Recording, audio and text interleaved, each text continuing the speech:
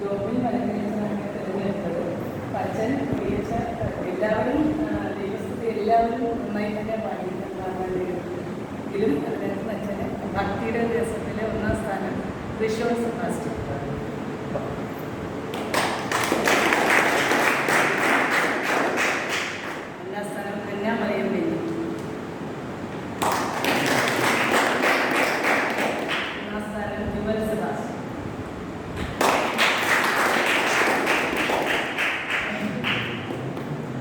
എല്ലാ കുട്ടികൾക്കും നാമത്തിൽ ആശംസകളും പ്രാർത്ഥനകളും നേരിടുക.